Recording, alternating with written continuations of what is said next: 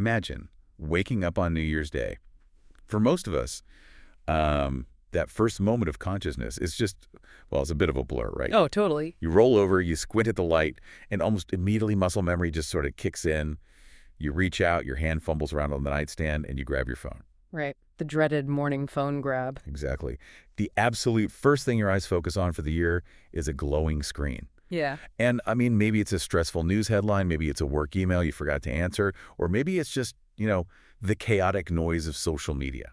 It is a profoundly modern way to begin a news cycle, and frankly, it is entirely random. Like, we allow our first sensory input of the year to be completely unguarded. Yeah, we really do. You are essentially rolling the dice on your psychological state for the day, letting an algorithm or, a desistant boss dictate the very first emotion you feel. And we just accept that vulnerability as normal.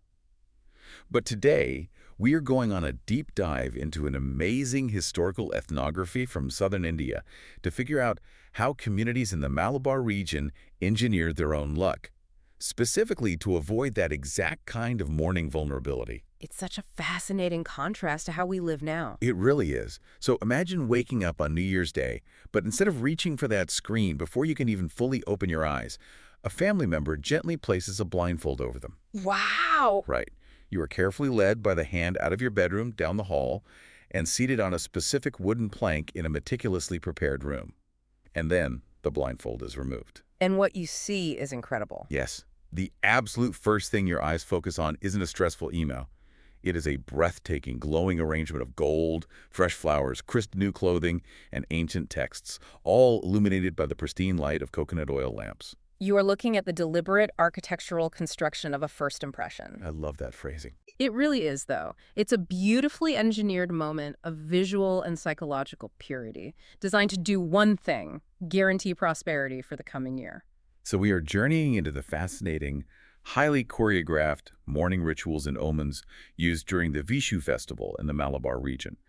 We are pulling from an extensive, detailed historical text that catalogs the agricultural ceremonies and omens of this area. And there is so much detail in this source. So much.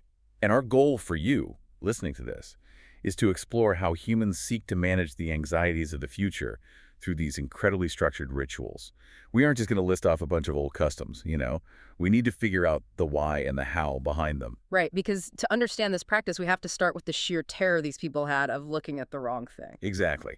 Why is that first glance on New Year's morning so incredibly heavy? Well, to understand the weight of that first glance, we have to look at the underlying psychology of omens in this specific cultural context. In the Malabar region, the Hindu communities documented in this ethnography operate on the belief that the effects of this single initial omen on New Year's Day last throughout the entire year. Wait, the entire year? The entire year. It is not a fleeting moment of bad luck. I mean, if you spill coffee on your shirt on January 1st today, you might think, well, off to a bad start. Right, but you change your shirt and move on. Exactly. Yeah. In this framework, that first sight is a lock on your destiny for the next 12 months. That is wild, and the sources detail some very specific things that you absolutely do not want to see when you open your eyes. The mythology dictates that certain everyday objects possess what the text calls an inherent inauspicious character. Yes. And the examples they give are fascinating. We are talking about things like ashes, firewood, and oil. We need to pause on those specific items, actually, because they reveal so much about the daily reality of this society.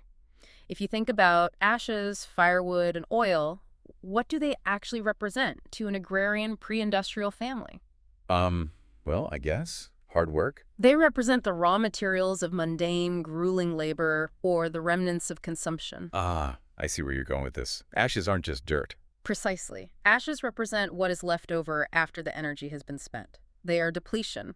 They are the end of the fire, the exhaustion of a resource. Well. And firewood represents the heavy, back-breaking toil of gathering fuel. I mean, in a world without electricity or central heating, gathering firewood is a constant, relentless chore. Right, it never ends. Never. And oil, while incredibly useful and necessary, is a consumable resource that burns away. It diminishes as you use it. Okay, let's unpack this. Yeah. So if I wake up and the first thing I see is a pile of firewood in the corner of my room, I'm essentially looking at a symbol of my own exhaustion. Like, I am looking at the physical labor that is going to break my back for the rest of the year. You hit the nail on the head. You are imprinting your mind with scarcity, toil, and depletion right at the moment of renewal. That is so bleak. It is. And the text is very clear about the consequences. It states that the obnoxious effects of seeing these inauspicious items will cause a person to fare badly in life for the whole year. And what blew my mind in the reading is that there is no quick fix. Like, the source explicitly says the effects can only be removed by seeing holy things on the morning of the next new year. You're stuck. You are locked in for 365 days of misery. So, playing devil's advocate here, if the stakes are this astronomical, like a whole year of bad luck, just for accidentally looking at the hearth, doesn't that create a profoundly paralyzing amount of anxiety? Huh. I would be terrified to even crack my eyelids open. I'd want to sleep with a bag over my head. What's fascinating here is that your reaction is entirely logical, Yep. and that paralyzing anxiety is precisely the psychological pressure cooker that births the ritual. Oh, I see. Right. If the universe operates on a rule where a random glance can ruin your year, you cannot afford to leave that glance to chance. You must engineer the environment so that failure is impossible. The ritual is the antidote to the anxiety. So you don't just hope for the best, you build a fortress against the worst. It is a brilliant psychological coping mechanism. It transforms a moment of immense vulnerability, waking up from sleep, groggy and disoriented, into a moment of absolute empowerment. By taking total control of the visual environment, the people of Malabar are taking control of their psychological state. Which naturally leads to how they actually pull this off. Mm-hmm. Because you can't be stumbling around in the dark at 4 a.m. trying to find something lucky while keeping your eyes half closed. You have to set the trap for destiny the night before. Exactly. On New Year's Eve, to avoid seeing anything unlucky, every family religiously prepares the most sight-worthy objects. They assemble what is known as a cunny. A cunny. The sources give us an incredibly vivid illustrative breakdown of the exact ingredients of this cunny. And it is not just a random pile of expensive things. Not at all. It is a highly specific, curated still life of prosperity. Let's break down exactly what goes into this, because every single item is a symbol representing a different facet of a prosperous life. It starts with a small, circular, bell metal vessel. The vessel itself is important. Bell metal is an alloy, typically of copper and tin, known for its resonant qualities and its polished, golden appearance. Right. It looks like gold, but it's a bit different. Yeah, it's durable, valuable, and requires real skill to craft. Inside this vessel, they arrange holy objects. The first one listed is a grantha. I had to look this up when reading the text. A grantha is an old book made of palmyra leaves. Yes, these are ancient manuscript formats. The palmyra palm leaves were dried, smoothed, and then inscribed using a sharp stylus. Charcoal or soot would be rubbed over the etchings to make the text legible. Wow, the amount of work that goes into that. It's immense. These granthas contained the sacred texts, the epics, the astrological charts, the medical knowledge of the community. So, placing a grantha in the kani represents the prioritization of knowledge, wisdom, and the preservation of culture. It is intellectual and spiritual wealth. Then right next to the ancient wisdom, there's a gold ornament. That one is pretty universal, I guess representing direct material wealth, financial security, and liquidity. Next, a newly washed cloth. The cloth symbolizes purity, renewal, and domestic order. In an era where textiles were labor-intensive to produce and maintain, a pristine, newly washed garment is a powerful symbol of a household that is functioning perfectly. And then there are these specific flowers. The source calls them the unprofitably gay flowers of the Kona tree, the Cassia fistula. I have to say, I absolutely love the phrasing of the ethnographer here, unprofitably gay. It is a striking phrase, isn't it? So, What the writer means is that these bright yellow flowers serve no utilitarian agricultural purpose. They aren't edible crops, they don't produce timber, they don't feed the livestock. They are just pure, vibrant, joyful beauty for the sake of beauty. it's an acknowledgement that a good life isn't just about surviving. It's about experiencing joy. You need the gold and the knowledge, but you also need the unprofitably gay beauty. Balancing that out, they include a measure of rice. Which is the absolute bedrock of sustenance. Rice is life in this region. It represents food security, agrarian success, and the promise that the family will not go hungry. Finally, they include a looking glass, a mirror, but again, made of polished bell metal, not glass. All of this is tastefully arranged in the vessel and placed in a prominent room inside the house. And they don't just leave it sitting in the dark for the morning. Oh, definitely not. On either side of this vessel, 2 brass or bell metal lamps are kept burning. The text uses another beautiful description here. They are filled with coconut oil, burning as clear as diamond sparks. The visual impact is the entire point. Imagine the glowing lamps, the reflective bell metal mirror, the shimmer of the gold, the bright yellow cone of flowers. It is designed to be visually arresting, particularly in a room that is otherwise dark. I want to challenge this whole setup, though. Oh. Yeah, my modern skepticism kicks in here. Yeah. If you are the one meticulously arranging the gold, polishing the mirror, and putting the flowers into the bowl the night before, aren't you just rigging the system? Rigging it. Yeah. If an omen is supposed to be a mystical, unprompted message from the universe and you literally build the sign yourself, is it still a genuine omen? It feels a bit like writing yourself a glowing performance review and then pretending you're surprised when you read it. I get that. That is a very modern post-Enlightenment way of looking at fate. Okay, fair. In the broader context of Hindu philosophy and ritual practice in this region, the concept of tricking fate doesn't quite apply. You are not pulling a fast one on the universe. Rather, you are demonstrating your readiness for prosperity. It is a deliberate act of alignment. Alignment. Okay, break that down for me. How does arranging flowers align you with fate? Think of it as tuning an instrument to a specific frequency. By assembling the most culturally valuable items, knowledge via the granta, wealth via the gold, sustenance via the rice, beauty via the flowers, you are creating a microcosm of a perfect, prosperous world. Oh, I like that. A microcosm. Great! You are taking the macro universe of divine favor and mirroring it in the micro universe of your own household.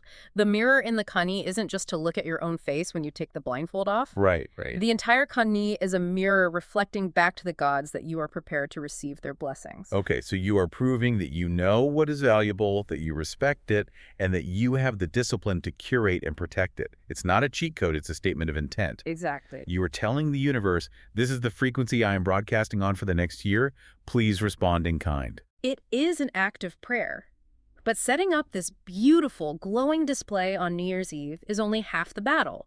Because the universe doesn't care about your beautiful display if you accidentally wake up early, wander out to use the bathroom, and look at a pile of dirty laundry or the dead ashes in the hearth on your way down the hall. Right. The execution of the ritual the next morning requires strict, almost theatrical choreography to ensure no one accidentally ruins their year. According to the text, at about 5:00 a.m., the first person to wake up takes on a massive responsibility. Huge. They must wake the rest of the household, both male and female. And this is where the blindfolding comes in. The person who is awake carefully blindfolds each family member as they rouse them from sleep.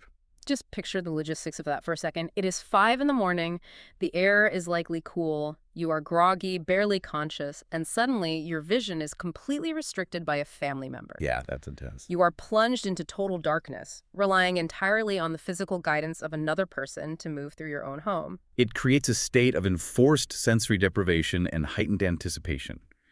You are physically insulated from the mundane world. You cannot see the walls of your house, the shadows in the corridor, the dust on the floor. You are in a liminal space between sleep and the new year. And you are led through the house to the specific room where the kane is waiting. But they don't just stand you in front of it and rip the blindfold off. No. The choreography is highly specific. You are led to a small plank of wood or a specific seat placed right in front of the arrangement. You are seated. Right. The text emphasizes this order of operations. They are seated, one after another, and are then, and not till then, asked to open their eyes. Think about the sensory power of this exact moment. You have been in darkness. Your other senses are compensating. Right. You can likely smell the fresh, sweet scent of the kona flowers. You can definitely smell the burning coconut oil from the lamps. You can feel the cool, solid wood of the plank beneath you. And then the blindfold drops. Your eyes are instantly met with a sudden explosion of golden, flickering light. The diamond sparks of the lamps reflecting off the polished bell metal mirror, the shimmer of the gold ornament, the vivid yellow of the flowers. It is an incredibly potent visual shock. It completely wipes away whatever lingering anxieties or confusing dreams you had from the night before and stamps your consciousness with a powerful, positive imprint for the year ahead. And the ritual doesn't stop at the objects. After you've saturated your eyes with the kani, the choreography continues. The text notes that each person is then made to look at some venerable member of the house, or sometimes even a stranger. Which is a beautiful way of reinforcing social and generational bonds. You look at the symbols of wealth, and then you immediately look at the living embodiment of wisdom and respect in your community. Yeah, that makes so much sense. You are connecting material prosperity with social harmony. You are acknowledging that your luck is tied to your elders and your community. And then the solemnity completely breaks. Like, the text mentions that the little playful urchins of the house fire small crackers, which they have bought for the occasion. Yeah. So you go from the silent, dark, blindfolded anticipation to a glowing vision of wealth, to respectfully looking at your elders, and then suddenly, bang! POP firecrackers going off in the morning air, children laughing. It's a complete sensory awakening. It acts as the release valve for the tension that was built up by the anxiety of the first sight. The danger has passed. The auspicious site has been secured for every member of the household. Now, the celebration of the new year can truly begin. Here's where it gets really interesting, though. The story doesn't end in the living room. Because this isn't just about hoarding good luck for your own family. The source material highlights a really poignant social detail that changes the entire scope of this practice. It absolutely does. After the family has viewed the kani, the ritual moves out of the private sphere and into the public. The text says, the kani is then taken around the place from house to house for the benefit of the poor families, which cannot afford to prepare such a costly adornment. If we connect this to the bigger picture, this is a crucial element that elevates the practice from a superstitious household quirk to a profound mechanism of social cohesion. We have to consider the economic realities of a Malabar hamlet. Not everyone owns a bell metal vessel. Not everyone owns a gold ornament or a Palmyra grandha. Right. If the requirement for a lucky year is seeing these items, the poor are structurally disadvantaged from the moment they wake up. Yeah, they would be doomed to wake up and see the ashes in the firewood because that is all their home consists of. But the wealthy families don't allow that to happen. Because in an agrarian society, prosperity is inherently communal. What good is a golden mirror in your living room if your neighbor's crops fail, they starve, and there is no one to help harvest the communal fields? Your own security is inextricably intertwined with theirs. You cannot have a truly lucky year if your neighbors are suffering. So by carrying this manufactured omen of wealth to the houses of the less fortunate, the wealthy family is sharing their manufactured luck. They are democratizing the omen. They are literally carrying prosperity to the doorsteps of the poor, ensuring that the poorest laborer in the hamlet also opens their eyes to a vision of gold and light. It ensures that the entire community gets that positive psychological reset.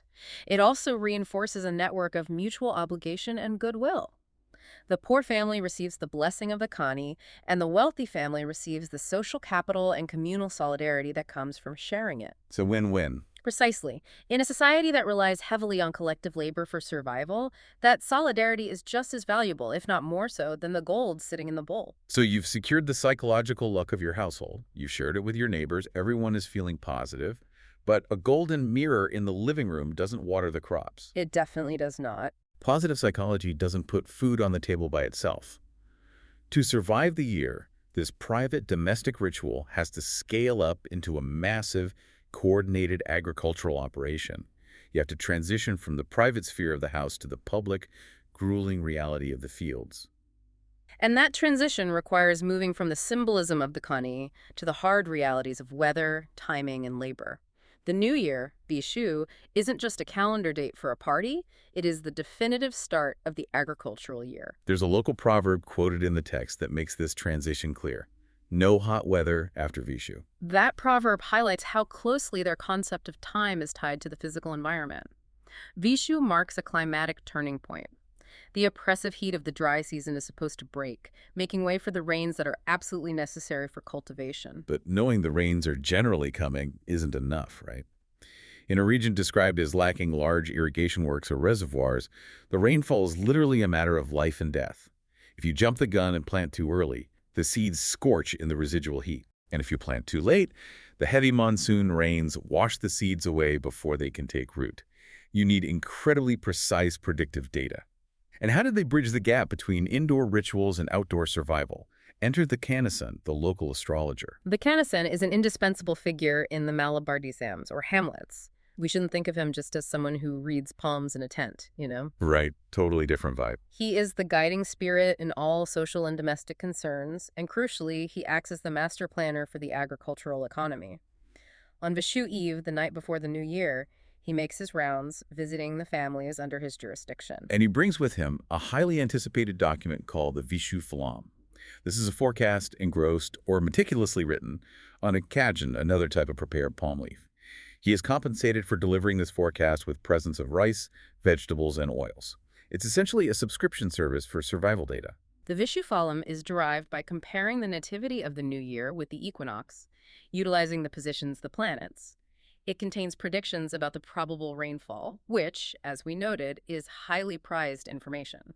It's like a mix between a modern meteorologist looking at Doppler radar, the farmer's almanac predicting the seasons, and a spiritual guide. But the most vital piece of data in that palm leaf isn't just the generalized weather forecast. It is the specific prescription of the exact auspicious day and time for the first plowing of the year. This ritual is known as the chow, which literally translates to the furrow. And the prescription of this specific hour is a masterstroke of social engineering. Why does one astrologer get to set the schedule for every farmer in the hamlet? Because it establishes a profound social rhythm. By calculating a single exact time for the first plowing, the Kanasan is effectively synchronizing the labor of the entire community. That makes so much sense. It prevents the chaos of individualized farming. It's not like Farmer A decides to plow on Tuesday because he's bored, and Farmer B waits until Friday because he slept in. Everyone is moving to the same cosmic clock. It avoids the tragedy of the commons, where disjointed efforts lead to a failure of the communal infrastructure. It turns what could be a disparate, individualized, and physically grueling task into a unified, sacred duty. When the auspicious hour strikes, everyone knows it is time to begin. It removes the burden of decision-making from the individual farmer and places it on the unquestionable authority of the cosmos, mediated by the astrologer. You aren't just a guy sweating in a field. You are a participant in a cosmic event that your entire community is undertaking simultaneously. And when that exact auspicious hour arrives, the community doesn't just casually walk out and start digging. They enact a highly detailed, deeply collaborative ceremony to bless the seeds in the earth. In its most orthodox form, prevalent in the Palkat Talak region, this is considered one of the most impressive and solemn of the agricultural ceremonies. It begins at the appointed hour, often early in the morning, with an assembly at the barn. What stands out to me here isn't just what they are doing, but who is standing in the yard. It is not just the owner of the land. It is the master of the house, the cultivation agent, who manages the logistics, and the foreman and the laborers, referred to in the text as the cheramars. The cheramars were historically the agricultural laborer caste in Malabar, often heavily tied to the land and the landowning families. So what you have gathering at the barn is the entire socioeconomic hierarchy of the agricultural enterprise. And they gather in a space that has been specifically purified and prepared. Just like the living room for the Glikani, a portion of the yard in front of the building is painted with rice water. A lighted bell metal lamp is placed there. The preparation of the seeds themselves is incredibly deliberate. They don't just grab a rough sack of grain and head to the mud. No, the text describes how cups are made from the leaves of the canaram tree, botanically known as the Strychnos nux vomica. There is one cup prepared for every single variety of seed stored in the barn. I really want to dig into the use of the canaram leaves here, because the Strychnos nux vomica is a highly toxic tree, right? Very toxic, yes. Its seeds are the primary source of strychnine. Why on earth would they use the leaves of a toxic tree to hold the seeds that represent their future food supply? It is a brilliant intersection of practical indigenous knowledge and ritual symbolism. While toxic to humans, the properties of the canaram tree act as a natural deterrent to pests, insects, and rodents. Oh wow, like a natural pesticide. Exactly. By ritually placing the seeds in these specific leaves, they may be symbolically, and perhaps practically, on some small level warding off the blights and pests that could destroy the crop. It shows a deep empirical understanding of their local ecology woven into a sacred act. That is fascinating. So they have these protective leaf cups ready. The master of the house, placing implicit faith in his gods and ancestors, opens the barn door. A chairman laborer follows with a new, painted basket containing these leaf cups. The master takes a handful of seed and fills the very first cup. Then, the cultivation agent, the head laborer, and others step forward to fill the rest of the cups until the seeds are exhausted. This sequence of actions is a physical manifestation of their mutual dependence. The master initiates the process, holding the primary authority, but he cannot complete the task alone. Right. The agent and the laborers must physically contribute their hands to filling the cups. The feds, the literal future of the community's survival, are passing through the hands of every social class involved in their cultivation. The ritual is enforcing a deep collaboration. It's a shared physical act that acknowledges that capital, management, and labor are all required for the harvest. Once the basket is filled, the focus shifts to the tools and the animals. The basket of seed cups is taken to the decorated yard. A new plowshare is fastened to a new plow. A pair of cattle are brought onto the scene, and then everything. The plow, the cattle, the basket is painted with rice water. We should consider why rice water is the purifying agent here. Rice is the ultimate end goal of this entire process. It is the sustainer of life. By painting the tools and the animals with the essence of rice, they are creating a cyclical blessing. Right, tying it all together. They are anointing the instruments of labor with the very product they hope to yield, visually connecting the beginning of the grueling work to the successful end result. Then a procession forms and moves from the barn to the actual fields. This is where the spiritual intent meets the physical earth. On reaching the field, the head laborer lays down the basket. With a spade, he makes a mound of earth and adds a little manure to it. He is preparing the womb of the earth. It is an act of fertilization and readiness. And then the master steps forward and throws a handful of seed into that prepared mound. Again, we see the required collaboration. The laborer prepares the soil, the master provides the seed. Following this, the cattle are yoked to the new plow. The head laborer takes the reins and plows exactly one turn.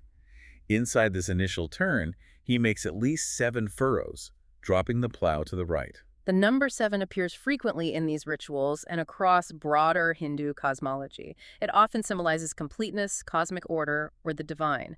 Think of the 7 chakras or the 7 steps taken in a Hindu marriage ceremony. Right, it's a very powerful number. Yes, they aren't just digging dirt. They're inscribing a sacred, complete geometry into the soil before the massive, messy, chaotic work of standard plowing begins. So what does this all mean? An offering is then made to Ganapati, the deity revered as the remover of obstacles.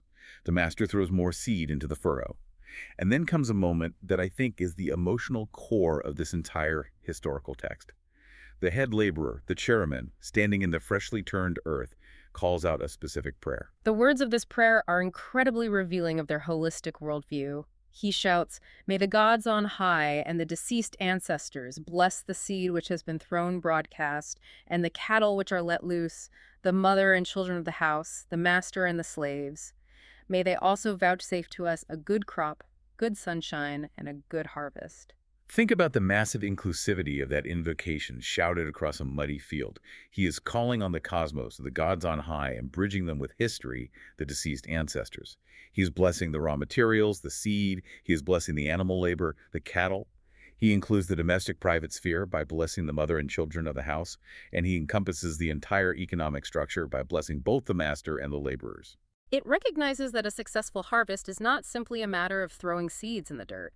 It requires the flawless interaction of divine favor, ancestral goodwill, human cooperation across rigid class lines, animal effort, and the vital elements of sunshine and weather. If any single one of those threads breaks, the harvest fails. It's all connected. Yes, the ritual prayer actively binds the entire social and cosmic order together into a single point of focus. It is a stunning moment of unity. You have the Kani in the bedroom ensuring psychological readiness.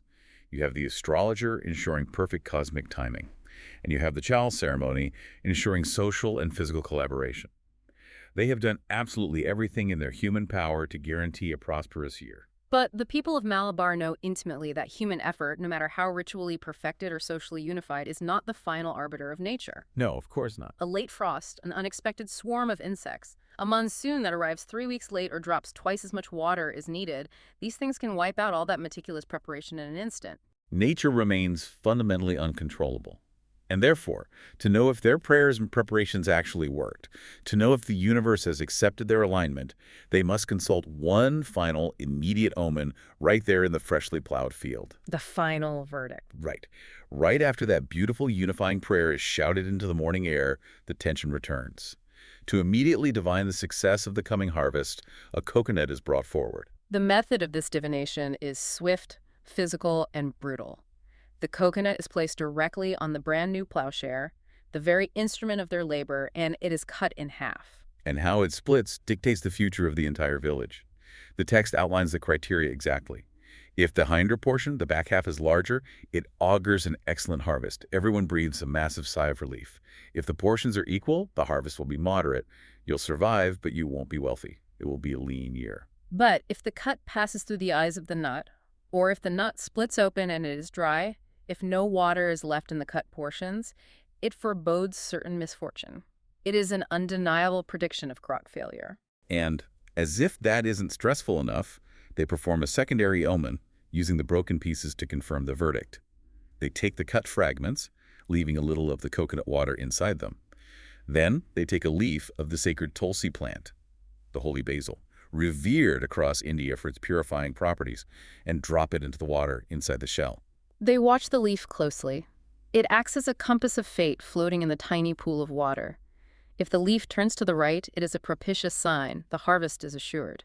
But if it turns to the left, the text says, certain calamity will follow. Okay, I see the logic of the ritual up to this point, but I have to push back on this ending because it seems incredibly cruel. Cruel? How so? Well, you have spent all night arranging the golden kani. You've been blindfolded and led through the dark. You've shared your wealth with the poor. You've paid the astrologer. You've painted the cows with rice water. You've used the toxic conaram leaves to protect the seeds. And you've chanted deeply unifying prayers to the ancestors. And after all that beautiful, painstaking preparation, a tiny green leaf floats to the left in a broken coconut shell, and you're told calamity is coming. I get where you're coming from. Are there historical records of these communities turning on the astrologer if the prediction was wrong? Or do they really just accept this doom? Why subject yourselves to that final brutal randomizer? This raises an important question about how human beings handle factors that are ultimately beyond their control. You view the floating leaf as cruel, as a tool that induces despair. But structurally, sociologically, this final randomizer serves a profound psychological purpose for the community. Okay, I'm listening. It acts as a necessary pressure release valve. The pressure release valve. For what? For blame. Think about the immense pressure of survival in an agrarian society. If the harvest fails 6 months down the line, people starve. The guilt, the panic, and the need to assign blame could easily tear a tight-knit community apart. Oh, man. I didn't think about that. The master might say, the laborers were lazy and didn't plow deep enough. The laborers might say, the master bought cheap, rotten seed. The cultivation agent might be accused of mismanaging the timeline. The finger-pointing would be toxic and socially destructive. Ah, I see. If the failure is human error, it causes a civil war in the hamlet. Precisely. But if you perform this coconut omen in front of the entire assembly on the very first day, and the leaf turns left, the narrative changes entirely. If the harvest fails 6 months later, it wasn't because the farmer was lazy or the worker was inept or the master was cheap.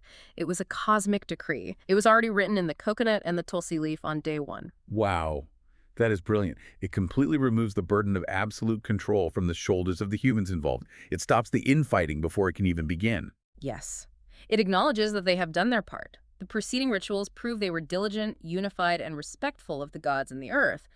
But it also humbly accepts that the final say belongs to nature. That makes perfect sense. The omen allows them to accept the unpredictable, often brutal reality of agriculture, without internalizing the failure as a personal or communal sin. It places the ultimate responsibility on fate, allowing the community to weather the hardship together without tearing each other apart looking for a scapegoat. That reframes the entire practice for me.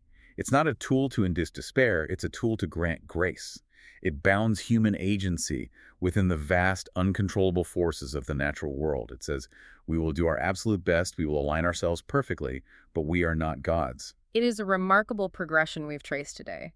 It moves from the intimate, highly controlled psychological space of the individual waking mind in front of the kani, expanding outward to the household, then to the poorest members of the community, and finally encompassing the earth, the sky, and the cosmos itself in the open field. We started in the bedroom, exploring the paralyzing anxiety of avoiding a pile of firewood upon waking.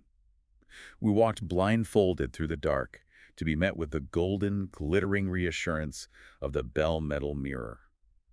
We watched that wealth be carried door to door, binding the rich and poor together. We consulted the stars with the canison to find the perfect hour. And finally, we stood in a muddy, rice-water-painted field, listening to a prayer for the ancestors and waiting with bated breath to see which way a tiny tulsi leaf would spin. And while the specific mechanics of the Vishu rituals in Malabar might seem distant from our modern lives, the core human desires driving them are entirely universal. Which brings us right back to you, the listener. We might not live in an agrarian society heavily dependent on the monsoon rains. We might not set up a kani of gold ornaments and palmyra leaves on our nightstands. But the core human desire to curate our experience, to manage our anxiety about the future, and to seek out a prosperous start is exactly the same today as it was when this ethnography was written. Absolutely. So I ask you, what is your first sight every morning? Is it a stressful email on your phone? A doom scroll through the news? Are you waking up and immediately looking at your own modern version of ashes and firewood, the remnants of yesterday's A exhaustion? lot of us are. Right. Or do you take the time to intentionally curate your morning, to construct your own modern kani, to ensure a prosperous, empowered mindset for your day? As you consider how you curate your own mornings, I want to leave you with a final, provocative thought to mull over. Throughout this discussion, we've talked about these elaborate rituals as attempts to predict or manage or align with the future. But what if the true magic of these omens isn't actually about the future at all? Wait, what do you mean? How could a ritual designed to secure the harvest not be about the future? Well, think about it. What if the intense, meticulous act of preparing for tomorrow, the physical act of gathering the exact right cone of flowers, the focus required to polish the bell metal mirror, the precise painting of the plow with rice water, the breathless watching of the floating tulsi leaf? What if all of that was actually an ingenious psychological tool designed to force a busy, anxious, agrarian society to be intensely, beautifully present in the current moment? Wow. By focusing so heavily on controlling tomorrow, the ritual demands absolute, unbreakable mindfulness today. You cannot worry about the monsoon if you are entirely focused on not spilling the coconut oil from the lamp. The ritual is an anchor to the present, disguised as a bridge to the future. That is a fascinating shift in perspective. So the next time you wake up before your muscle memory kicks in and you reach for that phone, maybe pause, keep your eyes closed for just a second longer. Think about what you want to see first. Yeah, choose your own omen. Exactly. Thank you for joining us on this deep dive into the source material today. We invite you to look closely at the omens you curate in your own life, and perhaps tomorrow morning, try leaving the phone on the nightstand and finding your own diamond sparks in the dark.